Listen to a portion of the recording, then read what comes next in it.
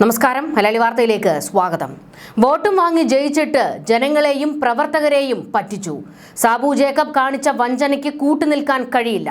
2020 എന്ന പാർട്ടിയിൽ വലിയ പൊട്ടിത്തെറിയാണ് ഇപ്പോൾ ഉണ്ടായിരിക്കുന്നത്. ഒരു കൂട്ടം നേതാക്കളും പ്രവർത്തകരും ഇപ്പോൾ കോൺഗ്രസിലേക്ക് ചേക്കേറിയിരിക്കുന്നു. കഴിഞ്ഞൊരു ദിവസം നമ്മൾ കേട്ട ഏറ്റവും ഞെട്ടിപ്പിക്കുന്ന ഒരു വാർത്ത തന്നെയായിരുന്നു. അതായത് കേരളത്തിലെ ഇടതിനെയും വലതിനെയും ഒരുപോലെ തന്നെ ഒന്ന് ഞെട്ടിച്ചിരുന്നു 2020 എന്ന പാർട്ടി BJPയുമായി കൈകൊടുത്തത്. ഇന്ന് പ്രധാനമന്ത്രി നരേന്ദ്രമോദി തിരുവനന്തപുരത്ത് എത്തിയപ്പോൾ സാബു ജേക്കബിനെ പ്രത്യേകം വിളിച്ചനുമോദിക്കുകയും ചേർത്ത് നിർത്തുകയും 2020ക്ക് എല്ലാ അഭിനന്ദനങ്ങൾ എന്നൊക്കെ വ്യക്തമാക്കുകയും ചെയ്തിരുന്നു. അതായത് പൂർണ്ണമായും BJP അങ്ങ് ഏറ്റെടുത്തു കഴിഞ്ഞു 2020യെ. അങ്ങനെ ഒരു വലിയ ആവേശത്തിന് നടുവിലായിരുന്നു സാബു ജേക്കബ് ഉണ്ടായിരുന്നത്. അതും കഴിഞ്ഞിങ്ങോട്ട് വന്നതോടെ അടുത്ത സെക്കൻഡിലാണ് ഇപ്പോൾ അടി കിട്ടിയിരിക്കുന്നത്.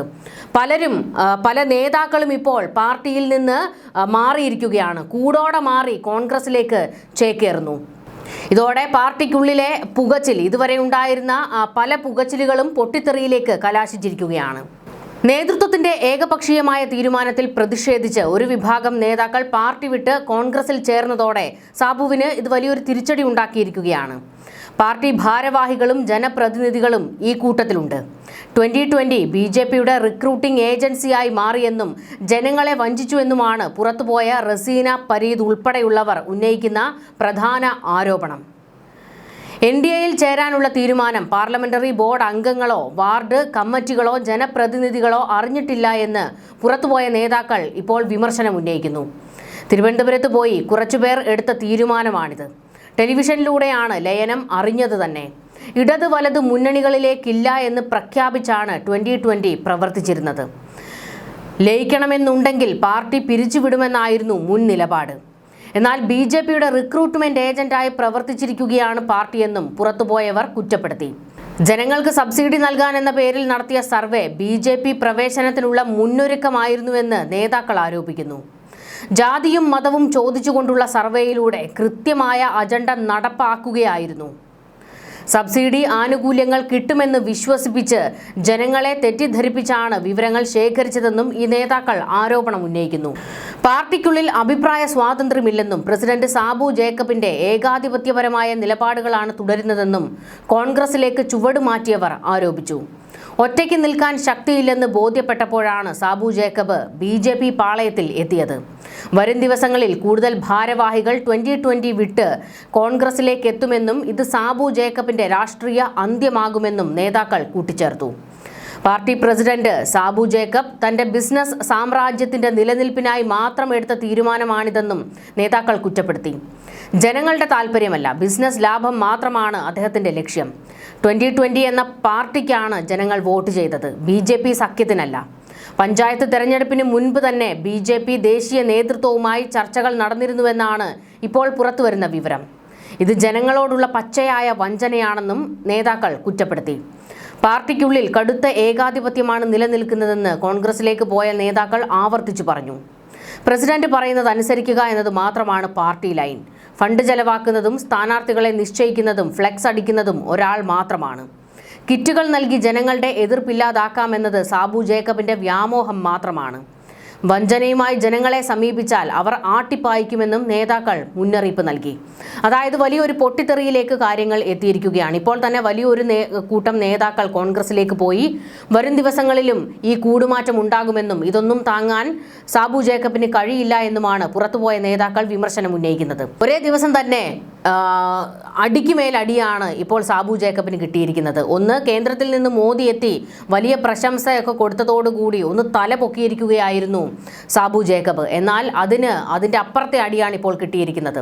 എന്നാൽ ഈ കൊഴിഞ്ഞുപോക്ക് തടയാൻ രാജീവ് ചന്ദ്രശേഖർ കളത്തിലിറങ്ങിയിട്ടുണ്ട്. കൂടുതൽ പേരുമായി ചർച്ചകളിലേക്ക് രാജീവ് ചന്ദ്രശേഖറിന്റെ നേതൃത്വത്തിലുള്ള BJP സംഘം കടക്കുമെന്നാണ് വിവരങ്ങൾ. ഇനിയൊരു കൊഴിഞ്ഞുപോക്ക്, ഇപ്പോൾ പോയവർ പോകട്ടെ, അവരിൽ തിരികെ കൊണ്ടുവരാൻ കഴിയുന്നവരെ കൊണ്ടുവരാനുള്ള ഒരു നീക്കവും നടക്കും.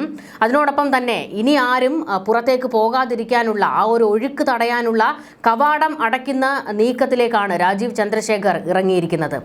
രാജീവ് ചന്ദ്രശേഖറിന്റെ ഒരു വലിയ നേട്ടമായിട്ടായിരുന്നു 2020 BJPയിൽ എത്തിച്ചത് കേന്ദ്ര നേതൃത്വം കണ്ടത്. കാരണം രാജീവ് ചന്ദ്രശേഖർ അധ്യക്ഷ സ്ഥാനം ഏറ്റെടുത്തതിന് ശേഷമാണ് തിരുവനന്തപുരത്തെ കോർപ്പറേഷൻ പിടിച്ചതും മറ്റ് പല നേട്ടങ്ങളും ഉണ്ടായത്. അതിന് പിന്നാലെയായിരുന്നു ഈ 2020 എത്തിക്കുന്നതിലുമുണ്ടായ ആ ഒരു നീക്കം.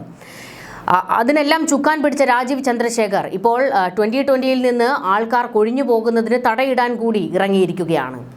2020 NDA മുന്നണിയിൽ ചേർന്നതോടെ പോരാട്ടം കനക്കാൻ പോകുന്നത് കുന്നത്തുനാട് മണ്ഡലത്തിലായിരിക്കുമെന്ന് ഉറപ്പായിരുന്നു. നിയമസഭാ തെരഞ്ഞെടുപ്പിൽ കുന്നത്തുനാട് ഉൾപ്പെടെയുള്ള പ്രദേശങ്ങളിൽ 2020യെ മുന്നിൽ നിർത്തി നേട്ടം കൊയ്യാമെന്ന് BJP കണക്കുകൂട്ടിയിരിക്കുകയായിരുന്നു. 2020ക്ക് ഏറ്റവും അധികം ശക്തിയുള്ളത് കുന്നത്തുനാട്ടിലാണ്. കഴിഞ്ഞ നിയമസഭാ തെരഞ്ഞെടുപ്പിൽ 41,890 വോട്ടുകൾ പാർട്ടി നേടി. MLA ആയ PV ശ്രീനിജന് 51,180 വോട്ടാണ് ലഭിച്ചത്. രണ്ടാം സ്ഥാനത്ത് വന്ന UDF സ്ഥാനാർത്ഥി VP സജീന്ദ്രന് 48,463 വോട്ടും ലഭിച്ചിരുന്നു. NDAയ്ക്ക് 7,056 വോട്ട് മാത്രമാണ് ലഭിച്ചിരുന്നത്. കഴിഞ്ഞ തദ്ദേശ തെരഞ്ഞെടുപ്പിൽ മണ്ഡലത്തിൽ UDFന് 55,888 വോട്ട് കിട്ടിയപ്പോൾ 2020 50,712 വോട്ട് നേടി. LDFന് 43,014 വോട്ടാണ് ലഭിച്ചത്. BJP പിന്തുണയോടെ കുന്നത്തുനാട്ടിൽ അട്ടിമറി നടത്താനാവുമെന്നാണ് 2020 നേതാവ് സാബു ജേക്കബ് പ്രതീക്ഷിച്ചത്. വാശിയേറിയ ത്രികോണ മത്സരം നടക്കും എന്നുള്ള ചർച്ചകളും തുടങ്ങിയിരുന്നു.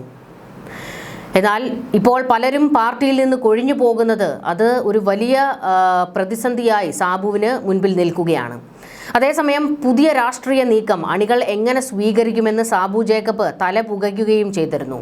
പിന്നാലെയാണ് ഇപ്പോൾ മുട്ടൻ അടി കിട്ടിയിരിക്കുന്നത്. 2020 വോട്ടർമാരിൽ ബഹുഭൂരിഭാഗവും ക്രിസ്ത്യൻ മുസ്ലിം ന്യൂനപക്ഷ വിഭാഗങ്ങളാണ്. BJPയുമായി ചേർന്നുകൊണ്ടുള്ള സാബു ജേക്കബിന്റെ കരുനീക്കത്തെ അവർ എങ്ങനെ കാണുമെന്ന് മറ്റ് രാഷ്ട്രീയ പാർട്ടികളും ഇങ്ങനെ വീക്ഷിക്കുകയായിരുന്നു. മൂവാറ്റുപുഴ മണ്ഡലത്തിൽ ഇടതുമുന്നണിയുടെ തോൽവിക്കിടയാക്കിയത് 2020 സ്ഥാനാർത്ഥിയുടെ ഇടപെടലായിരുന്നു. 13,600 വോട്ട് 2020 പിടിച്ചപ്പോൾ ഇടത് സ്ഥാനാർത്ഥി എൽദോ എബ്രഹാം 6,100 വോട്ടിന് പരാജയപ്പെട്ടു. 7,600 വോട്ടാണ് NDAയ്ക്ക് ലഭിച്ചത്. പെരുമ്പാവൂർ മണ്ഡലത്തിൽ 20,536 വോട്ട് 2020 പിടിച്ചപ്പോൾ UDF 2,899 വോട്ടിന്റെ ഭൂരിപക്ഷത്തിന് വിജയിച്ചു. 2020 NDAയിൽ എത്തുമ്പോൾ മൂവാറ്റുപുഴയിലും പെരുമ്പാവൂരും കാര്യമായ മാറ്റമുണ്ടാക്കാൻ മുന്നണിക്ക് സാധിക്കുമെന്നാണ് പ്രതീക്ഷിക്കുന്നത്. എറണാകുളം, കോതമംഗലം, തൃക്കാക്കര, വൈപ്പിൻ, കൊച്ചി മണ്ഡലങ്ങളിലും 2020 കഴിഞ്ഞ തെരഞ്ഞെടുപ്പിൽ മത്സരിച്ചിരുന്നു. ജില്ലയിലെ പല മണ്ഡലങ്ങളിലും BJPയേക്കാൾ ശക്തി 2020ക്കുണ്ട്. പുത്തൻകുരിശ് പഞ്ചായത്തിൽ 2020യുടെ പിന്തുണയോടെ UDF ഭരിക്കുന്നുമുണ്ട്. അവിടെ UDF എന്ത് നിലപാട് സ്വീകരിക്കുമെന്ന ചോദ്യവും ഉയരുന്നുണ്ട്. 4 മാസമായി BJP സംസ്ഥാന പ്രസിഡന്റ് രാജീവ് ചന്ദ്രശേഖർ നടത്തിയ രഹസ്യ നീക്കത്തിനൊടുവിലായിരുന്നു 2020യെ NDAയിൽ എത്തിക്കാൻ കഴിഞ്ഞത്. പാർട്ടിയിലെ മുതിർന്ന നേതാക്കൾ പോലും ബുധനാഴ്ച രാത്രിയായിരുന്നു വിവരമറിയുന്നത്. കേന്ദ്ര ആഭ്യന്തരമന്ത്രി അമിത് ഷായുമായി നടത്തിയ ചർച്ചയിലായിരുന്നു അന്തിമ തീരുമാനമുണ്ടായത്. എറണാകുളം ജില്ലയിലെ കിഴക്കമ്പലം, ഐക്കരനാട് പഞ്ചായത്തുകളിലാണ് 2020ക്ക് തനിച്ച് ഭൂരിപക്ഷമുള്ളത്. തിരുവാണിയൂരിൽ ഏറ്റവും വലിയ ഒറ്റകക്ഷി എന്ന നിലയിലും പൂതൃക്ക പഞ്ചായത്തിൽ നറുക്കെടുപ്പിൽ ജയിച്ചും പാർട്ടിക്ക് പ്രസിഡന്റ് പദം ലഭിച്ചിരുന്നു. 2020 വികസനം നടപ്പിലാക്കിയ പാർട്ടിയാണെന്നും വികസിത കേരളം എന്ന BJPയുടെ മുദ്രാവാക്യവുമായി ചേരുന്ന നയമാണ് 2020ക്കുള്ളതെന്നും രാജീവ് ചന്ദ്രശേഖർ ഇവരെ BJPയിലേക്ക് സ്വീകരിച്ചുകൊണ്ട് പറഞ്ഞിരുന്നു. നാട്ടുകാർക്ക് ജോലി നൽകുന്ന വ്യവസായ സംരംഭവുമായി വന്ന സാബു ജേക്കബിനെ നാടുകടത്തിയ രാഷ്ട്രീയ നേതൃത്വമാണ് കേരളം ഭരിക്കുന്നതെന്നും തെലങ്കാനയിൽ 50,000 പേർക്ക് തൊഴിലവസരം നൽകുകയാണ് സാബു എന്നും രാജീവ് ചന്ദ്രശേഖർ വാർത്താസമ്മേളനത്തിൽ പറഞ്ഞിരുന്നു. കഴിഞ്ഞ തദ്ദേശ തെരഞ്ഞെടുപ്പിൽ LDF, UDF മുന്നണികളിലേതുൾപ്പെടെ 25 പാർട്ടികൾ ചേർന്നാണ് 2020യെ നേരിട്ടതെന്നും തങ്ങളെ ഉന്മൂലനം ചെയ്യാനായിരുന്നു ശ്രമമെന്നും സാബു M. ജേക്കബും പ്രതികരിച്ചിരുന്നു.